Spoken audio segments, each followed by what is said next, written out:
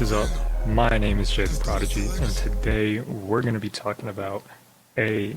I'm going to be giving y'all the rundown and giving y'all some useful tips, some tricks on how to actually effectively use large language model technologies. So one thing I wanted to note first was how many people are unaware of this technology.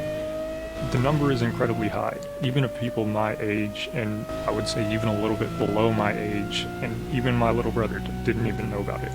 So the people who are unaware of these technologies are falling behind very, very quickly, because these technologies allow you to learn exponentially faster than I think we've ever historically seen.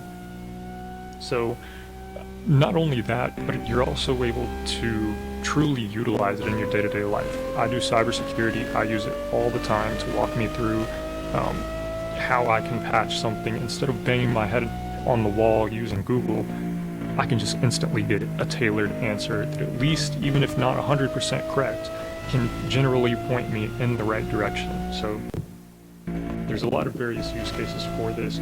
I challenged my buddy the other day to come up with the use case that AI cannot help you with, and he still has yet to do so. So without further ado, let's get into it. There are three main primary models.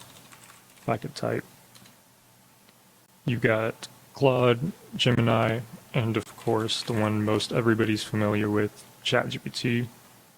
Now, I don't use Gemini or ChatGPT. If I'm going to pay for them, I'm going to use the cutting edge, and that is Claude. So I don't know what the pricing difference is between these. Well, actually, we can find out. Okay, so they're about the same, at least ChatGPT and Claude. Gemini is the same. Okay, so you're pretty much paying the same amount, so I don't know why you would use either of these two. Here's the thing. I'm not saying this just to say it. There's actually benchmarks that you can look up, and I'll link in the description. But Claude is exponentially, or not exponentially, but it is considerably better than OpenAI and Gemini. And again, if you're paying the same price, why would you not get the best one? You can obviously go and try these out for yourself. I believe you can get, I don't know how Gemini does it, but I know on ChatGPT you can get like a certain amount of free GPT-4o usage, or on Claude you can get a limited amount of Claude 3.5 Sonnet usage. So with that being said, how do we efficiently use these models? So perfect example, yesterday I bought a universal remote.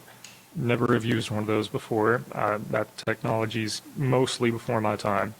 So a bad prompt example, and what most people, here's the thing, a lot of people seem to use ChatGPT and LLMs as if they're Google, but they're not.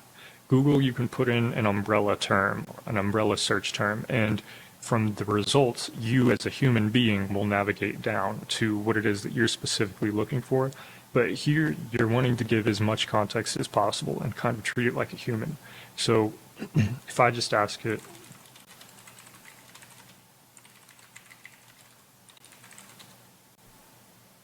it'll give me the answer I'm looking for, but it's generic. It's just like clicking on a random result on Google. So here it even says, if you tell me the brand and model of the remote, it can give me more detailed instructions. So what a good prompt would look like is,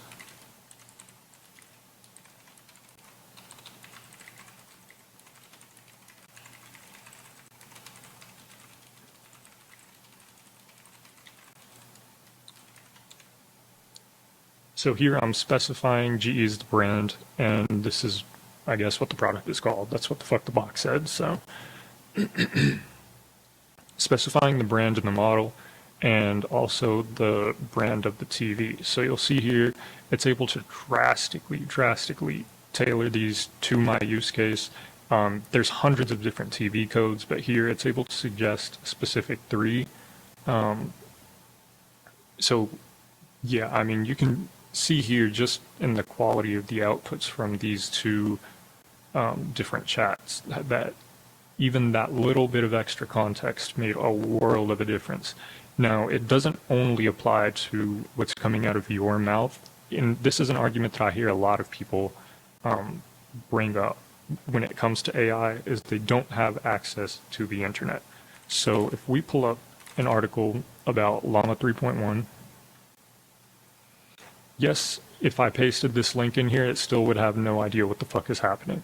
Good thing there's a way around that. Control A, Control C, and Control V that bit, and now we can ask it questions. There's something called a context window, which varies between all the different models, and essentially what that is how much the model is able to keep and maintain in its memory. It's kind of like RAM if you understand computers, or a short-term memory if you're a human. So it can easily hold everything in this article, and granted the pictures don't transfer over, but a lot of these models do have vision capabilities, so you could save this picture and then upload it to it, and it can interpret it if whatever information you're looking for is in a picture format. So it can easily fit everything in this article. So here I'm going to ask it to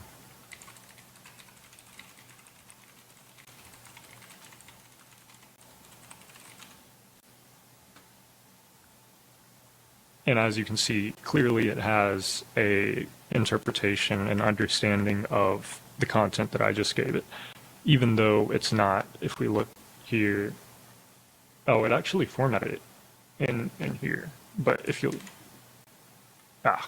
we'll do ChatGPT or Gemini.